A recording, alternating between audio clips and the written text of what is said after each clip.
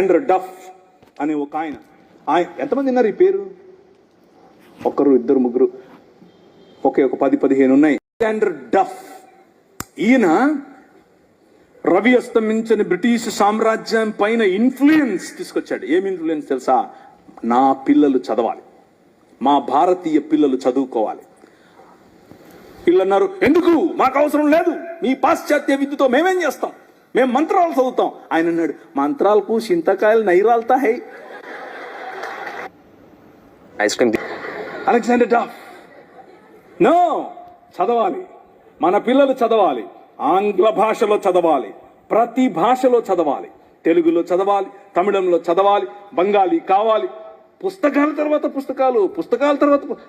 ఈ అలెగ్జాండర్ డఫ్ యొక్క ఇన్ఫ్లుయెన్స్ కారణం చేత ఈశ్వరచంద్ర విద్యాసాగర్, అలాగే రాజా రామ్మోహన్ రాయ్ ఇలాంటి వాళ్ళు నిలబడి, ఎస్, మా పిల్లలు చదవాలి, మా పిల్లలు కూడా చదవాలి, మంత్రాలకు మేమేం చేసుకోవాలి, అవసరం లేదు, ఎల్లమ్మకో పుల్లమ్మకో పోయి మీరు చదువుకోండి అని యూనివర్సిటీస్ ఒకే సంవత్సరంలో అటువైపు మెడ్రాస్ యూనివర్సిటీ, ఇటువైపు బాంబే యూనివర్సిటీ, ఇటువైపు శ్రీరాంపూర్ యూనివర్సిటీగా ఈ రోజు ఏదైతే ఉందో బైబిల్ కాలేజ్ అనుకుంటున్నారో అది ఆ రోజు కల్కటా యూనివర్సిటీ.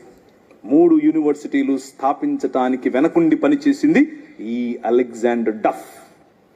ఈయన ప్రభావం, ఈయన ఇన్ఫ్లుయెన్స్ కారణం చేత మెకాలే అనే ఒక వ్యక్తిని ఈ దేశానికి పంపించారు. పోయి చూసి రాపో బాబు, అసలు చదువు అవసరమా లేదా. ఇన్ఫ్లుయెన్స్ చేసే దమ్ముందా నీ దగ్గర? మీ ఊరి ఎంపీ దగ్గర నిలబడుకొని మాకు ఇది కావాలి అని అడిగే దమ్ముందా నీ దగ్గర? అలెగ్జాండర్ డఫ్ నీ కోసం కొన్ని వందల సంవత్సరాల క్రితం నీ పిల్లల కోసం ఆలోచించాడు. ఎక్కడున్నారు అలెగ్జాండర్ డఫ్లు?